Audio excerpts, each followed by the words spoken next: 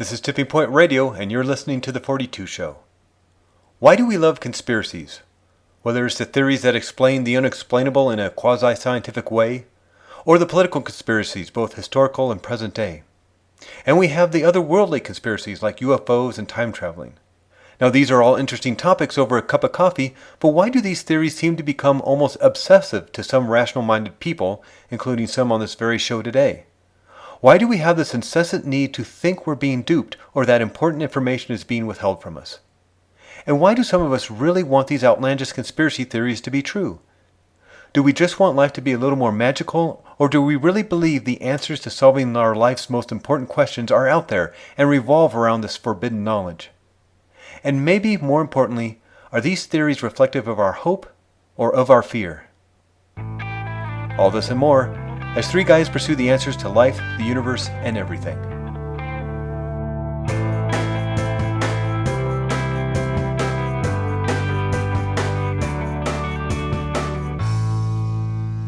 Hello, and welcome to the 42 Show. I'm here with Brad Olson, Morgan Boatman, and myself. I am Craig Merriweather. And today we're talking about conspiracies, which I think is a great topic because I grew up in the 70s loving conspiracies, whether it was JFK or Project Blue Book and the UFO thing.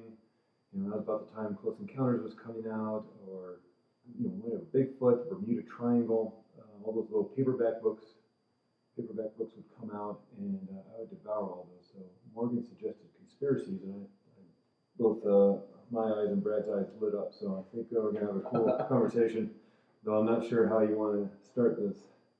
Well, you started it. Okay. I think that's an interesting tact to begin on, anyways. There's different species of conspiracies. There's ones Craig was starting to talk about, these sort of pseudo-scientific ones, the ones that explain things that are unexplainable or that are mysteries that seem to have evidence but don't add up in some way. And then there are ones that answer or that point in a direction that we don't want things to go. So the ones that we grew up with, as you're talking about the UFOs and Bigfoot, you kind of like, boy, I hope this is true. I don't want this to be discovered, but I hope it's true. I don't want the answer to this. And actually, real scientists say things like that too. If I figure out the answer to this question, then I'll be out of a job. So we keep on searching deeper and deeper into atomic particles and further out into space, although we're taking a different approach on that lately. And then there's things that we don't want to be true, like some of the political conspiracies and some of the things where we say the government is going to declare martial law because of this, and they're going to come and take our guns, and these things where we, in our minds, we hope they're not true, but we kind of hope that something happens so that we know that what we're thinking is important. I think that's the gist of. Well, what's interesting about it, we want things to be important. But it's this weird fine line between being paranoid and knowing they're not telling you the truth. Mm-hmm. And conspiracies often, if we're looking at the political fringe, maybe 9/11 or JFK or anything like that, you have that kind of 2% on one side that just are maybe mentally unstable and are just obviously making stuff up, and then 2% on the other side who are saying obviously nothing happened here, and it is as the Warren Commission stated or as Bush Cheney stated it happened. And then there's maybe a lot of us in the middle going, I don't know, nothing seems to add up, and somebody's lying, and there's a lot of strangeness going on with the facts. What they state are the facts. I've found myself moving towards that paranoia and thinking this is, and siding with some of those people who are making outrageous claims because what the media or what the government or what the investigators are saying just doesn't seem to add up. Yeah, I find it fascinating, and I have to admit to a certain degree of fascination with some conspiracy theories. I can remember, speaking of JFK, I remember sitting up late one night watching that Geraldo Rivera show, whatever the title was, and for the first time the Zapruder film was shown on public television, right? And it was like a big event for me. Mm-hmm. And of course, Dick Gregory and somebody else, the photographer guy, I can't think of his name right now, who's always been on the point of the spear with JFK conspiracy. Mm-hmm. Robert Grodin, I think is his name, and Geraldo. And Geraldo had long hair, and he was wearing, the leisure suit, and he said, "Oh, this is really heavy, man."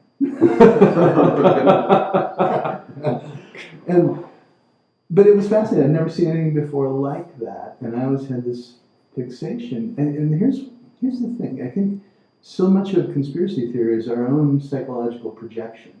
Because my identification with JFK, he was always, the father figure type. But the cool father. The ideal father, right? The guy was the epitome of cool. Marilyn Monroe. Yeah. Frank, all that stuff. And he's cooler than all of them. Mm-hmm. And the president. And he's the president. So there was like 3 years in our history that were amazing, just socially. And then, there's this report that nothing adds up. And I like the way you guys frame this, because I think conspiracy theories are reflective either of our hope or of our fear. Yeah. And this line between theorizing and paranoia is very thin. There's some really overheated stuff out there. Yeah. And it can't all be true. Otherwise, I'm just not going to go home. Straight into the forest. And I think much of the really kind of paranoid, feverish stuff, the Alex Jones stuff that's out there, is a reflection of our powerlessness. Yeah. And it's a reflection of how tortured we are by not being able to know something for certain. And that's the human psyche, really. Yeah. I mean, we are knowing beings. Yes. We look for what is real. But we look for what's beyond real. Now, I think somehow culture has left us in this place where we're not allowed to have myth and be comfortable with it being just stories.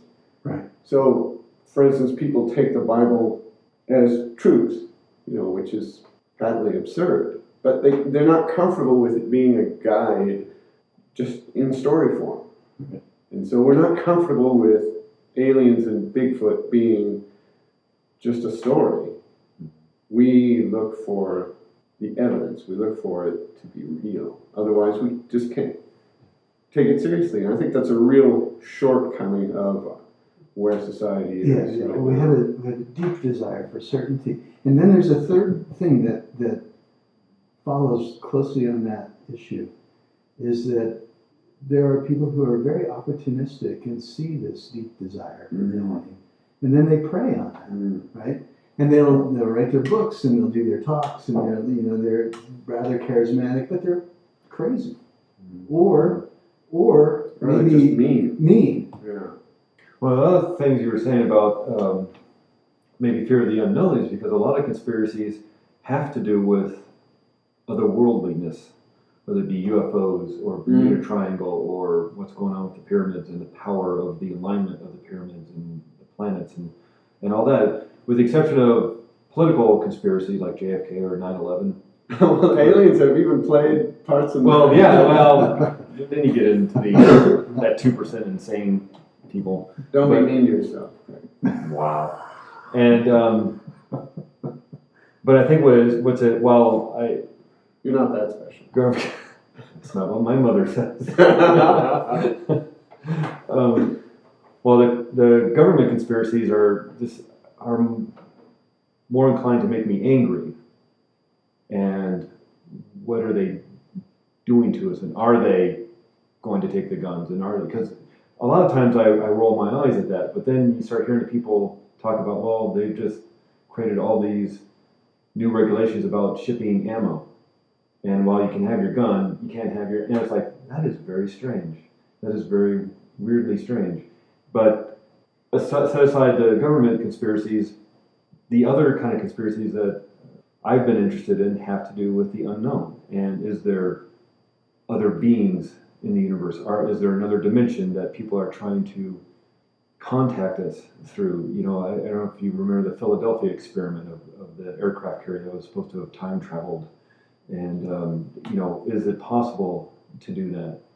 And I think the fear is like, yes, we want to know. On the other hand, we don't want to know. We don't want to know, exactly. We're afraid of, like, what if that Bermuda Triangle, what if people really are getting sucked into something? You know, what if, you know, this whole alignment of Hawaii and the face on Mars and the red spot on Jupiter, and what is that, 36 degrees or 33 degrees or whatever it is.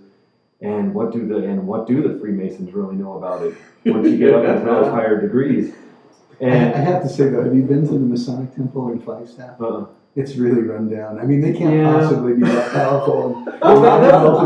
That's the thing, because I read the books about the Freemasons and all that, and I think, God, that would be so cool to finally get up into those higher 20s and 30s at the degree level. And some days I'm like, maybe I should join the Masons here in town. I'm like, they're just cleaning up the parks and helping the handicapped kids. They're like 1-2 degrees. They're not really doing. Their wives don't want them at home anymore, so they have to go do something. And you go to the Elks Lodge. It's just like a bar with we're watching sports and arguing about stuff. There was an elk once. All right. I even learned the secret. Yeah. And so I thought, well, maybe if you're in LA or New York or Chicago, maybe there's still this secret society where they tell you stuff. I don't think in Flagstaff there. But you want more out of what you think life is on its surface, right? That's what we're looking for. We're looking for something that, maybe something to make our perception special. I mean, think about Bigfoot or the aliens, this branch.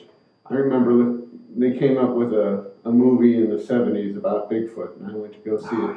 And I was afraid to go outside. I don't remember. I remember that movie. Well, I think the difference is there are people who are fascinated by the mystery and by not knowing, and kind of love to live with questions. And then there are people who can't tolerate mystery. But there are questions in everyday life.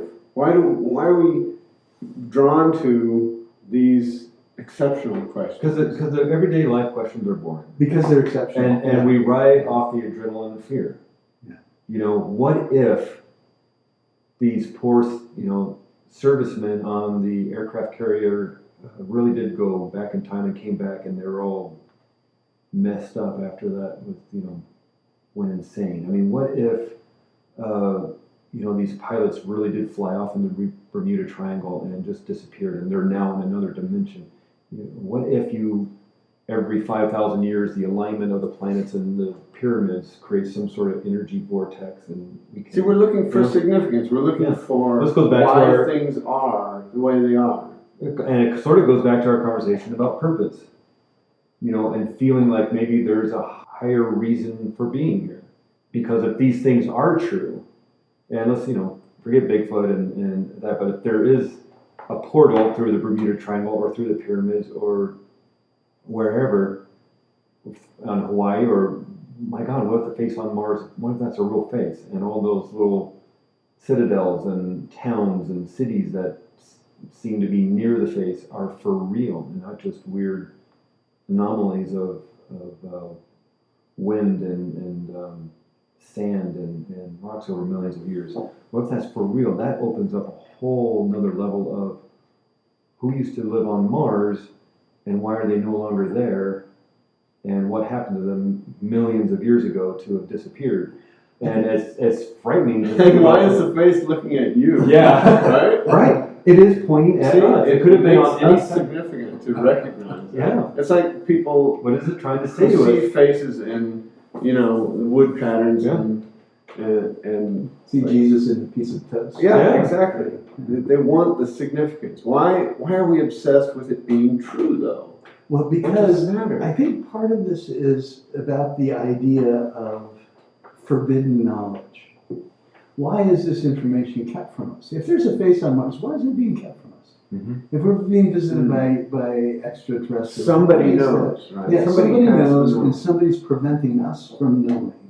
Oh, that's a big Well, see, and that's the parental thing. problem. That's right there, because the officials are telling us, because the whole thing on Face of Mars, just because one of the big things that alerted everybody that there's an issue here is because they took that photograph, they showed it at a NASA press conference, and he says, hey, isn't this funny? This one looks like there's a face. Well, some people went nuts about that, and later that day, they had to say something about it. And they said, well, here's another photograph taken a few hours later at the same region, and it's just weird shadows and stuff. Yeah. Well, they couldn't have taken that photograph because the satellite was in the wrong place.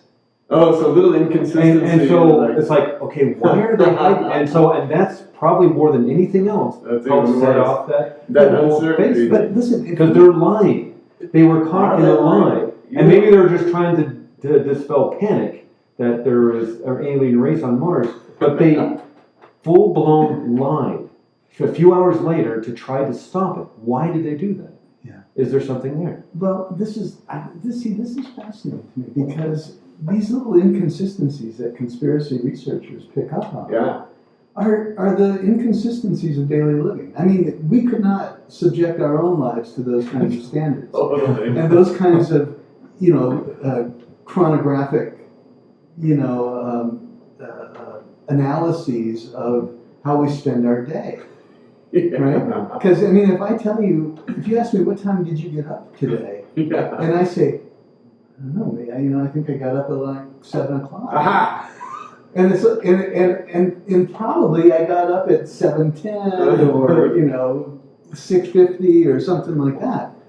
And it's like, why are you lying about that? What are you More hiding? precise, And yeah. it's Saturday. Why are you getting up so early? That's kind of strange. Yeah. It's What are your you day off. hiding? Yeah. But see, the thing is, we're being lied to by people who we assume have the knowledge. And that's the I'm thing, assuming NASA has the knowledge, and they specifically lied to keep it from me. Well, we expect them to have the knowledge, and if they don't have the knowledge, if they were to say, I don't know what the hell this is. I mean, we're not there to inspect it. I don't know what it is. Well, people would just go insane. Why are you getting all this money from our tax dollars? But it's the same with like the medical establishment. It's like for years and years and years, they just said the appendix doesn't do anything, and so just take it out. Just take it out. And I thought even as a kid, I thought that's the dumbest thing I've ever heard. Pretty weak. It just seems like you don't know, and so you're covering up your inability to explain this by saying it means nothing. Same with this, junk DNA that they're talking about. But the opposite is also true. We cover up our not knowing by saying this means something. Yes. Well, just admit you don't know. That's a Just say, conspiracy okay, theory. this, the appendix has got to do something. If we're going to go to evolution, it should have been out of there. It should have been done. But it's still in the body, therefore it must have some sort of function. Maybe it's and on you its way out. I don't know. And same with the junk DNA. I was like, well, it doesn't mean anything. But the problem is that conspiracies happen, and we know this, right? Julius Caesar was murdered as a result of a conspiracy. Abraham Lincoln was murdered as a result of a conspiracy. Yeah. So conspiracies happen, Yeah. right? Right. U.S. Steel and other steel manufacturers conspired to fix prices. It happens all the time. Microsoft was found guilty of that just a few years ago. Conspiracies happen all the time, and that's the problem. Yeah. And so we don't know how to separate the wheat from the chaff. Well, and that's the thing. It's like we can see it in our politics. We can see it in business. So therefore, when NASA or the Egyptian archaeologists come out and say, oh, well, the alignment of the pyramids is just random and it doesn't mean anything. Not that they say that, but, if they say something like that, it's like, I have to think, well, maybe if they can do these conspiracies for business and for politics, and it's obvious that they are, why wouldn't they do this for this metaphysical, otherworldly stuff? I mean, Leonard Nimoy had that great show in the 70s, In Search of. In Search It was of, like 5 or 6 years. Yeah, that was a great show. Yeah, and I think they just recently released that on DVD. And it's like, that was my favorite show. You know?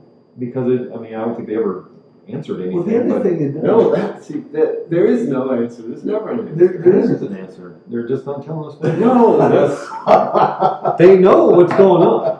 Who's they? NASA? That's what I'm getting. Phone company? No, but I know people who work for NASA, and they don't know these there are things. people just like us. They actually don't know. I think Here's the thing. Okay, here's the thing. No. I think if they went and put a satellite on that face, they would know. If they spent the time and effort to like photograph the Citadel and photograph the fortress and whatever else is over there, they would know, but they won't, or they have and they aren't saying it. Well, So there's two ways. They're either not doing it, Yeah. or they've done it and they're not saying it, and both of those are lame. Well, maybe they just think it's so ridiculous. There's no point in doing this. And the other thing is, there's a term for it. But it's like keeping people separate from knowledge. So you work on this little bit, I work on this little bit. Compartmentalization. Yeah, okay. And so these people say, well, yeah, there's nothing to the face. But you put all those people's research together to the little, committee in the black room at the top of the level of NASA, and they say, okay, yeah, there's something here, and we need to keep this from the people because there will be mass panic. Yeah. So, but here's the thing. Right? You're the one who came up with this topic, so don't be looking at me like I'm insane. It's the only way I can look at you, Craig. I'm sorry.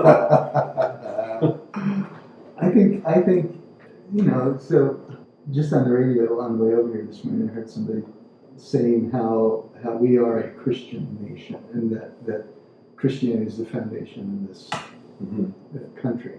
And I think right there in the creation story for the Christian myth, there's the idea of forbidden knowledge. Something's being kept from you. Right?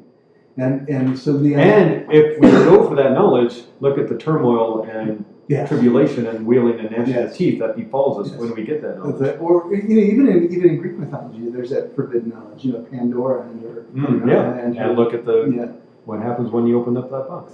So this is, I think this is an exquisitely human thing. This idea that something is being kept from me, because I don't think. I used to think, and I still use it this way. Myth is very useful metaphorically for one's own psychological inner processes. But I think really the more I'm working with myth, the more I think myth is simply about illustrating our limitations as human beings. And how do we live with these limitations? Yeah. Right? Right. Because humans in myth are always buggered by the gods. And there's always this exquisite, pathos-filled incompetence. Pathos-filled incompetence. Heroes. There's the name of our show. Oh, that's awful. With a t-shirt. And so I think that having a theory that can't be disproved goes to the opposite of that human experience. Right? You can't prove to me that there isn't a face on Mars, right? Because so far we just can't get up there to see. And I'll tell you something. I would love there to be a face on Mars. I really would. Oh, it would change everything. And that wouldn't you love there to be evidence of Bigfoot? Yes. But see, the thing is, there is evidence of Bigfoot. You just can't produce Bigfoot, and there is evidence that there is something unusual on Mars, just because the myth. I know, but you can't. But see, here's the thing: you're talking about myth, but it seems, and maybe this is where conspiracy really gets fired up. If you dig down deep enough, you find Troy. And so all of a sudden, of course Troy existed, but Atlantis is a myth. And so there's, I think when you get stuff like finding Troy after digging, how many cities did that guy dig through? Like 9? And he kept digging, he finally found it. Schliemann, in fact, didn't find the Troy he was looking for. Oh, he found a different Troy? He found a Troy that was 2,500 years older than the Troy that Homer was writing about. Oh, now I'm all disappointed. It just ruined my day. Aren't you used to that? And that's the, but that's the thing, though. This is why this is a great example, because Schliemann was absolutely convinced that he found Troy, the Troy of Priam and Homer and Odysseus and all of that, Helen. And why didn't I hear about this? well, that's why you have me on the show. Yeah, I guess so. It's like I forgot to read that article. and Schliemann was absolutely convinced that was, in fact, the Troy of the Iliad. But it wasn't. It was a very small settlement that was 2,500 years earlier. And what he had done, when he made this trench, because Schliemann was not an archaeologist. Schliemann was just some rich guy who loved the Iliad and believed that it was based on actual history rather than myth. And that's a very fascinating idea to me, and I think there's some element of that in all myth, that there is some historical grounding in myth. Otherwise, why would it arise? It has to come from somewhere, and it has to come from some time. But Schliemann cut right through the Troy he was looking for. He missed it completely. And so, and this is one of the problems. We don't know what we're looking for. We have an idea in our mind of what it is, but that idea is hardly ever equivalent to the reality of something. And so we miss it, and it's right in front of us. And this is the beauty of conspiracies, because that's what they're saying. It's right there in front of you. Can't you see it? Can't you see that was a controlled demolition that brought down the World Trade Center? Yeah. Right? And yeah, it looks like that. It really does. And what you say is really true. Why hasn't the government and the 9/11 Commission just sat down and point by point by point refuted, this theory? It seems to me that would be the easy thing to do. Right. Well, going back to finding Troy, it just seems like it's like the X-Files. You want to believe. Yeah. And you want to believe so badly that you will find something that says, "Oh my God, how many towns have the same name?" And there's a town named Troy, so it must be true because you want to believe it so badly. And so you look at things like getting lost in Bermuda Triangle, and you want to believe so badly that you see something there. And it could all just be accidents or something weird with the magnetism and the compasses there, or Or it could just be statistical nonsense. Yeah, exactly. As and children, maybe that happens everywhere, but it just had these kind of weird stories about one boat got lost, so they sent out 5 planes, and 5 planes got lost, and that happens all the time. It's just somebody drew a triangle. Exactly. But see, we're trying to use a rational cognitive function to explain irrational events. But are they irrational? I think as children, as we grow up, we live in a world of mystery that it seems like the adults know a whole lot more than we do. Yes. And they seem to know the answers to amazing questions. We can ask them, well, why is the sky blue, and why does water flow downhill? And they seem mostly have answers, and they seem to be occupied in finding more answers. It seems like everything's figured out. Then as we grow older, we realize, well, a lot of those answers were just things to shut us up. They were misunderstandings, and even if they believed them, facts and research has changed those answers, so now it wouldn't be the same answers. I'm not telling the same things to my daughter that my parents told me. And of course, our own personalities get all tangled up in it too. Now we're adults, and we realize we still have questions. Who has the answers to those? We still have questions that there's no figure there to ask. So religion arises to answer those kinds of questions, and science arises to answer these kinds of questions. But then there's some that nobody can answer. So we have the option of creating a persona, if you will, who's withholding this information, the person who makes up stories or makes up lies to answer our questions. I think as a developing human, if adults would say, well, I don't know, let's figure it out together, this would be a way to create a human being that wouldn't be sensitive to these conspiracies. They would be okay with not knowing. And if there's not a way to know, that's okay. But if there is a way to know, let's figure out that method together. But we've built a society that the end product, the knowing, as long as there is a knowing, that's okay. It doesn't matter how it got there. And this fosters a society full of conspiracies. Because we don't want to not know. And we don't know how to know. I think that was really brilliantly put. I think you're absolutely right about that. And I think when you said we don't know how not to know, that's actually what I was talking about when I said the word irrational. I didn't mean crazy. I meant things that can't be replicably, recreated. Yeah. Things that can't be reliably measured. Mm-hmm. Those kind of things. Those experiences happen all the time. And those experiences, in fact, make up the bulk of our daily experience. It's right? true. I mean, those inner... the world is much bigger than we would like to think it is. Yeah. And so those are the things that can't be reproduced in a kind of scientific inquiry. But yet we're trying to use that methodology to approach this stuff, and it just simply doesn't work. Because this isn't... Whatever this is, and I do believe it's something, Yeah. it's not something that can be subjected to a scientific inquiry. In other words, you can't recreate the conditions for its avocation or arising or whatever.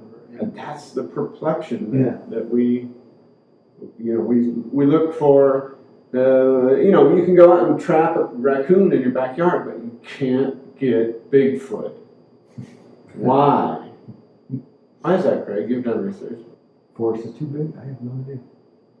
Is foreskins too big? What'd you say? Oh my god! I said the forest is too big. Ah! No, we're not going Bigfoot. When I was listening to you, Brad, what I was starting to think about, the people who deny the conspiracies. It seems like these people are violently opposed to the face on Mars. And it seems like somebody raises their hand and asks a question and says, there's something strange here, and then there's all these weird stuff a couple miles away, and there's parallel lines, and that never happens in nature. What's going on? They say there's nothing there, because this couldn't possibly be true. And there's this... Well, are you talking about the authority figure, or are you talking about other people in the room saying, you're crazy? Yeah, it could be anybody, whether it's the authority figure trying to deny it, and maybe denying it because they truly believe there's nothing there. Not that they're trying to hide anything, but it's like, why would there be a face there? That would mean they're Martians, and there's no such thing as Martians. And so they're just denying it based on their belief, not on any evidence that there's nothing there. Right. You know what I'm saying? And so people who deny, say Bigfoot, it's like they're not denying it based on any fact. They're just denying it based on they don't want there to be a Bigfoot. Because that would mess with their also, reality. We don't have any Bigfoots to show them. Yeah, that's true. That's true. Well, part of the issue Doesn't mean it's not there. That's right. But and see, the lack of evidence does not prove that it does not exist. And I think that's what gets a lot of people. You have these weird video footage, and you have this hair, and you have weird footprints, and which it doesn't all prove anything. But you're getting into something that's kind of interesting to me, because you're almost quoting Carl Sagan, who said that the absence of evidence isn't evidence of absence. Yeah. And there's this thing called the Sagan effect that suggests the more popular an idea becomes, and the popularizer of the idea is then viewed with skepticism by other intellectuals or others in the academy. So Sagan was always writing those popular books. They're best-selling books. broke his brain and Dragons of Eden and all those things. They're marvelous, marvelous books. He was denied tenure at Harvard. Whoa, because of his books. Because he was so popular, and there's I don't know if it's jealousy or what it is, but the assumption was that somebody that is that appealing to the general public can't be a good scientist. Oh, talk about looking down from the And see, tower. and it's that kind of opinion that keeps us from understanding what's going on with this Yes. kind of a weird anomalies. Yes. You know, And there is a hegemony of thought that exists, you know, where people say this can't possibly be true, and if you decide to believe it, you're crazy. yeah, without any evidence to support themselves. So Yeah. I can come up and say, No, they do I believe. have evidence. No, they don't. Yes, they do. They have about as much evidence as I It's do about Bigfoot. improbable that Bigfoot exists because it's improbable. Because we haven't found one. Because that would mean that a primitive ape-like human But that's existed all going this with. time, But see, that goes with your belief that the stories they've been saying about history and the way No, that they've just developed. goes Because with look what they just found my in Turkey. acceptance with probability. They just found that huge. But see, probability is not enough. And this is why people can't accept that. That the church committee in the late 70s says it was probable that Kennedy was killed by a conspiracy. But we don't know who the players were. So the conspiracy theory community goes, they're too afraid to tell us the truth of who was involved in the conspiracy. But I think they're really being honest. I mean, how can you identify these people, right? It's like, yes, it makes perfect sense there was a conspiracy. Now, who was behind it and why did it occur? That's a different question. That's another story. Well, I think they know, or not everybody knows, but some people probably know. You can't get away with rerouting the car and doing all these things without people knowing what has happened. Well, yeah, somebody has to know. Yeah, and it's just it's like a mafia thing. You know who did the hit. You're just not going to say anything because you don't want. There's a code of conduct about this kind of thing. You don't want to end up dead yourself. And I think people know. It's just they either don't want to tell because of some official sanctions against it, or they're afraid of their own life. If they say anything, they've been threatened, or they just know that. Or it would cause the complete destruction of society. See, I don't think it would. You know, I just think people are so wrapped up in their lives. There'll be interesting news for a couple of weeks, and then they'll move on to whatever else. The irony is that they would think that was a conspiracy. You know, it's like the end of that movie. Did you see the movie Truman Show, where Jim Carrey is like the star of the show? That's right. And not to spoil the movie if you haven't seen it, because it's Oh, most it's excellent. a brilliant. But at the end of the movie, it's basically Jim Carrey. If you haven't seen it, Jim Carrey's this. Oh my God! Don't Star go of- through the plot. Just tell Well, me. just like he's the star of this reality TV show about his life, and he doesn't know it. So at the end of the movie, does he get out of the show or does he stay in it? And you see this, all these people watching the show, and they're in the bar, they're at home, they're at work. All these people are watching, and the tension is high. And the ending of the movie ends, and these two guys, security guys, who've been watching the TV show, just look at the show and go, "Wow, okay, now what else is on?" Yeah. And they move on. And that's what's going to happen. We'll find there's a face on Mars, and there's like, wow, there's a civilization there. Okay, now what?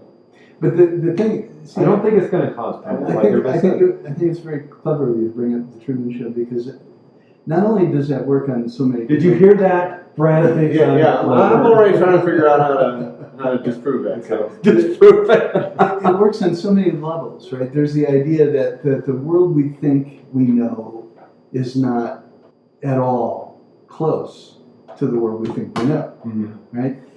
But there's also, I think, a really telling metaphor here about the way we live in this society, which is that we're living our lives, and that everybody else in our lives is a supernumerary in our life, right?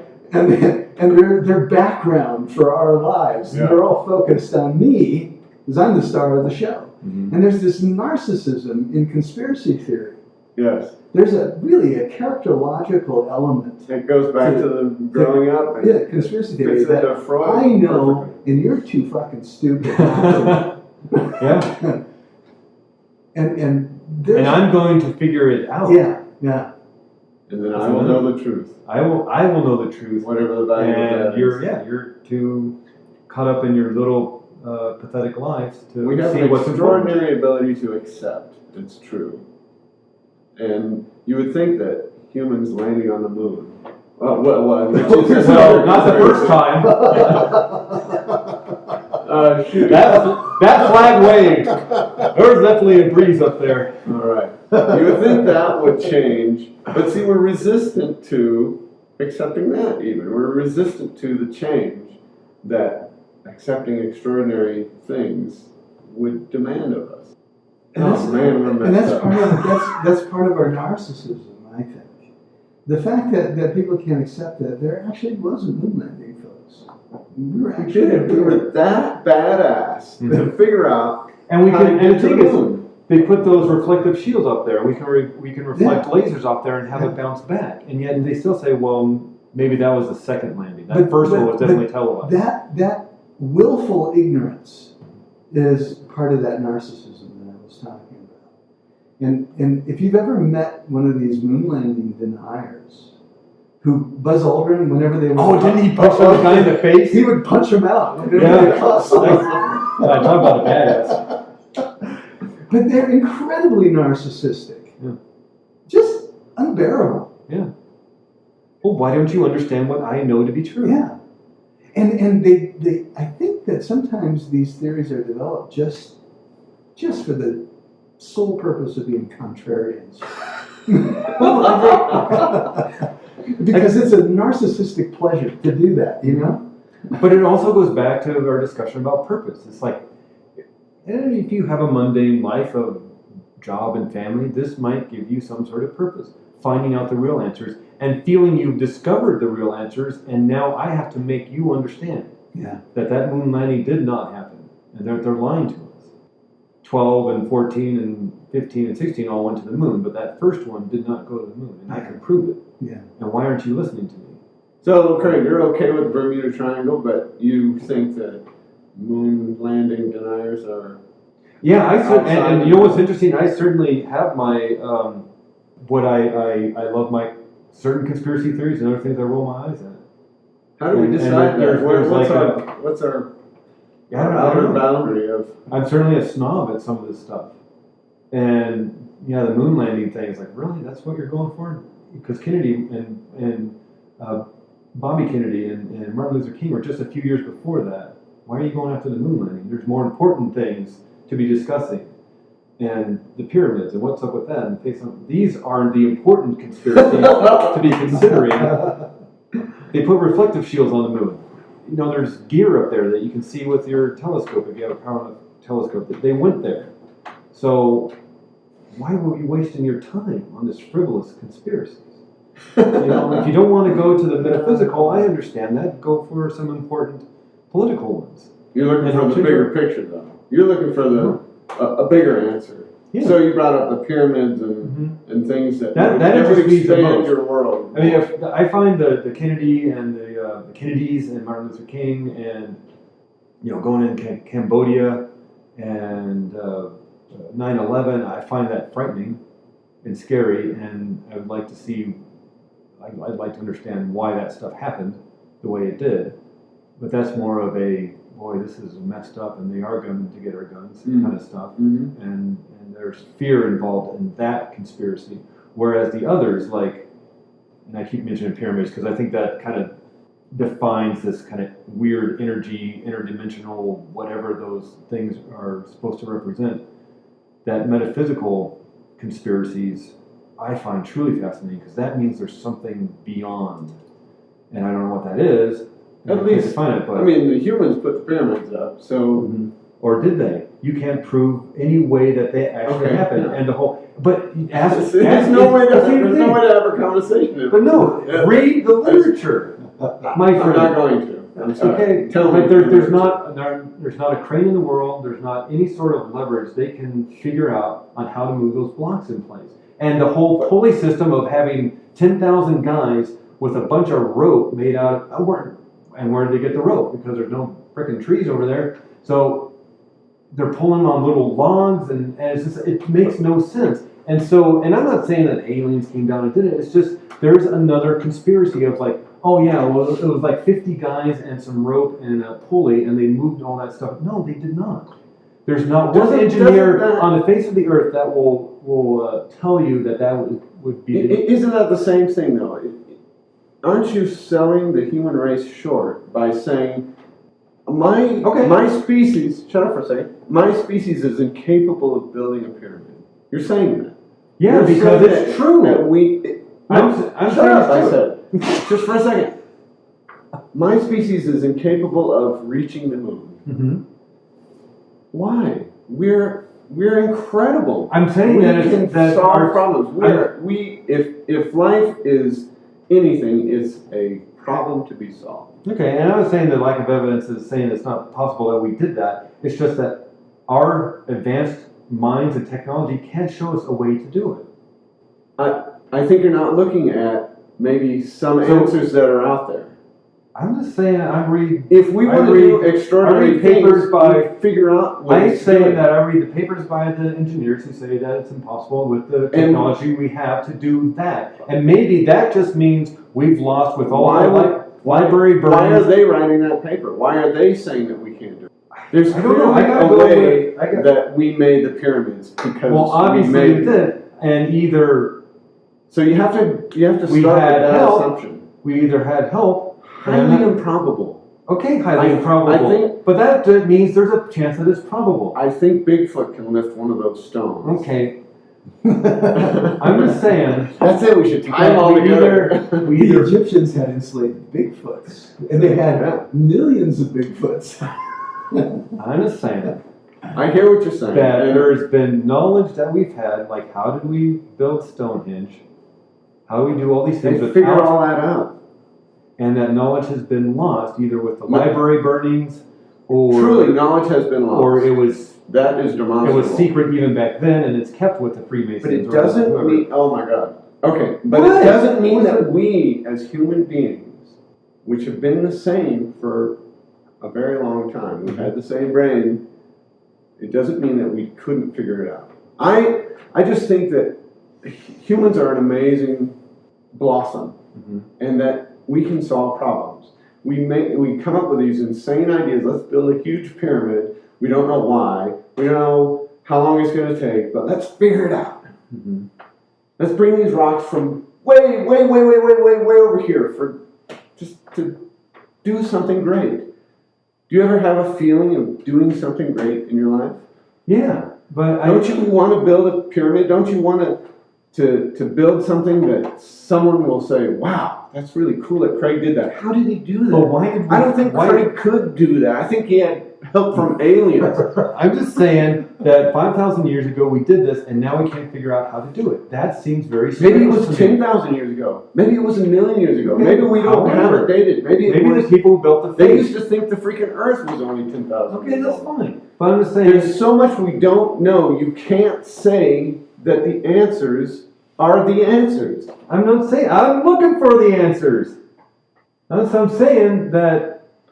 But you're looking outside of your own self. You're looking. You're saying. You're reflecting this feeling of inadequacy, saying, "Shit, my life sucks." Look around, and I haven't made my pyramid. Therefore, nobody else could have made a pyramid. Nobody else could have gone to the moon. It's impossible to make that shot from the library building or whatever it was and shoot Kennedy in the head. Therefore, I couldn't make that shot. Therefore, nobody could have made that shot.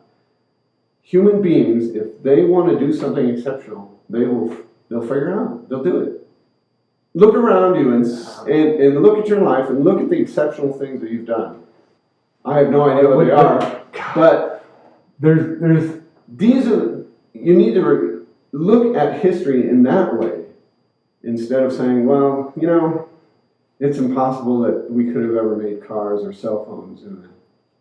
This is the appendix argument, where it's like, well, we don't know how. It's just The appendix argument is stupid because we haven't reached an end point in evolution. People think Okay, once we invented evolution, now we stop. Yeah, we're the apex. Right, of course we are. Of that process.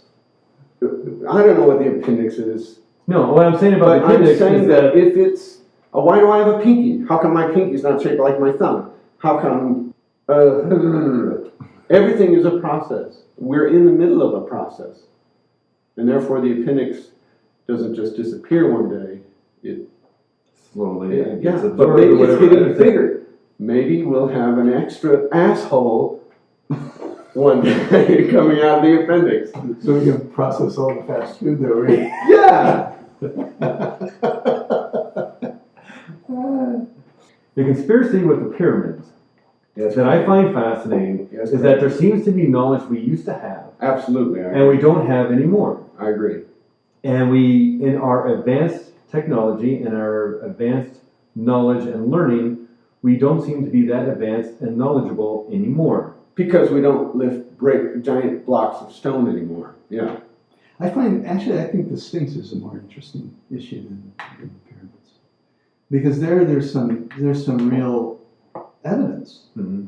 Right? You have that water erosion. Yeah, the water erosion. all around the base of the Sphinx, Mm-hmm. which And we had the secret moves compartment. the construction date way back. Yeah. And they have this secret compartment underneath the left paw or the right paw that nobody wants to open up. And Because the modern Egyptians want to own it, and they can't if it's older than when and they it's moved in. And there's where you have geologists who are offering really compelling mm-hmm. evidence, I think, for that kind of an idea. I find this discussion by some engineers, and there's people, there's always people. It's like forensic psychology. You go into court and you get an expert that's going to testify in diametrically opposed ways to Forensic the expert. psychology, wow. The one expert will say this person is suffering from this, and the other expert will say no, it's this, Yeah. and they don't agree, and they're millions of miles apart, and it's just ridiculous. And Because they have their belief and it system makes- already intact, and they have to prove their beliefs. They're not looking for answers. They're looking for ways to prove what they But it already think. trivializes the entire profession, is my point. And I think that the unwillingness of people to move out of their own comfort zones creates these same kind of dichotomies. You've got engineers who will say the pyramids can't be constructed, and then there's a group of engineers who say, well, we can show you how they did it. And it's not that big of a mystery. It took a lot of effort. Yeah.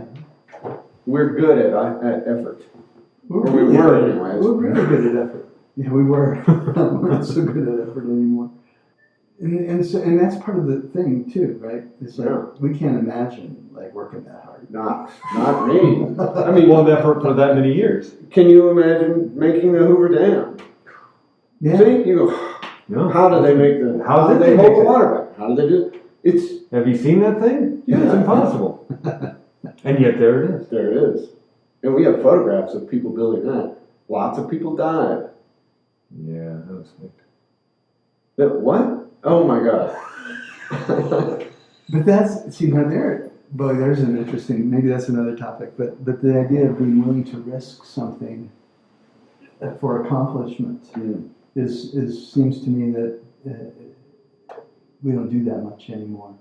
Well, I don't think you walk into something like that thinking that you're going to be the one that falls off the Hoover Dam or you get malaria digging the Panama Canal.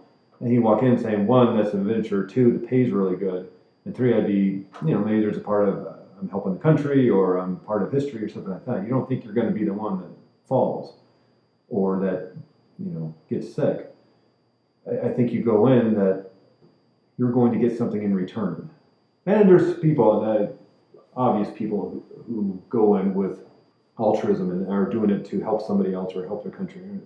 That's obvious. But I think a lot of people, it's a great adventure and they're going to get paid really well because they're in the middle of nowhere and they get to be part of something cool. I think there's a narcissism with that as well.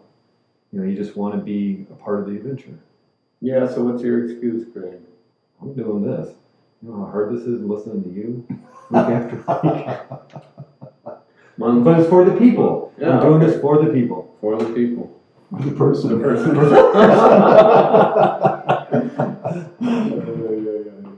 There you go, John. That was for you. All right, we're at almost an hour. All right, let's wrap it up. Conspiracy. Yeah, I believe in him. All of them. Except not all. Not the. Yeah, I never got into Atlantis. I'm very, very much a conspiracy snub. I think conspiracy happens. I think it happens all the time. It happens between us. This is a conspiracy. Just to arrive here at the same time and do it. Conspiring, yes. Or conspiring. Get called in the middle of the night. We're doing it tomorrow morning. What I don't think we can say with any kind of certainty is the aim of the conspiracy or the details and the details regarding how the conspiracy was carried out. That's what I don't think we can know.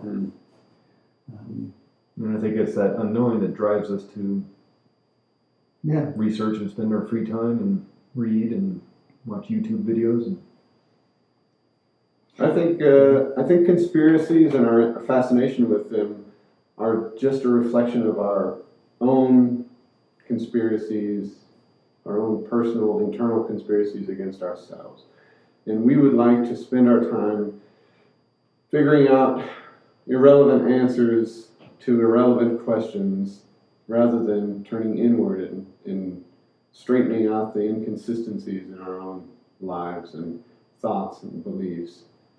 And so I think we're stuck thinking that conspiracies and that someone knows the real answers until we can straighten out our own personal and internal and tragic conspiracies within our own. yeah, that's actually a really interesting one. There's another, probably tack on another half an hour just discussing that point.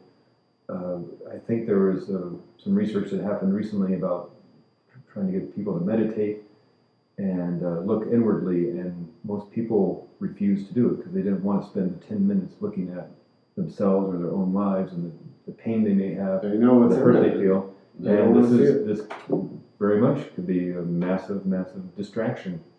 I think I like that you said inner tragedies, because tragedy as a literary genre is really all about being unwilling to know what you know. Right? And that's what makes it tragic. When Oedipus refuses to know what he already knows, what he's already feeling, you can see it in play as Tiresias is speaking to him. He this thing comes over him and he knows, but he refuses to accept it. And that's what makes the story tragic, is that refusal. And the refusal to accept our own not knowing is what results in our own inner tragedies. About anything, about ourselves particularly. Yes. So I really like that. I really like that you said that. That's part of the thing. Should have said this earlier. It's part of the whole conspiracy thing. It's just really fun. Yeah. Because it's like this big puzzle. It's like, Yeah. it's this ultimate game of pattern recognition, which is what human beings are, sort of designed to do. It's what we've evolved, right? It's this ability to recognize patterns. Yes. And conspiracies are just, like the ultimate exercise. What if it all fit together? Well, it does, and a lot of them, it seems like you're just missing one or two pieces. And if you Yeah. could just find those one or two pieces, you would have the answer. But then when all the pieces come together, like the JFK thing, and all these different things come in, and it just cancels everything out because they're all just Too much. diametrically opposed to each other. LBJ did, none of them did. Too many puzzle pieces. CIA. And You get a box of puzzles, 500 pieces, but only 3 fit together. then some You guy have to find comes them. along. Some guy comes along, and that's interesting too. Why is it always a guy? How come there aren't female conspiracy theorists out there? Wow. Some That's guy a comes big along. one. I have an answer, but I'm not going to approach it because it's weird. Somebody Okay. said we only have till this time. Okay, that's true. Damn. That is really interesting. I never thought about that before. I hadn't. But it's not that they're not involved in the conspiracies. I mean, one of the biggest ones was it Betty and Barney Hill? the couple Oh, that the got UFO thing. had the UFO thing back in the 60s. And she talked about it for a long time up until her passing away in the 70s. And I think Well, she wrote books. and Cleopatra things. was a pretty famous conspirator. Cleopatra? Yeah. It's not that they're not gears in the machine, it's just they're that maybe is their natural way of operating, and it's exceptional to us, but They're not that paranoid. That's pretty provocative.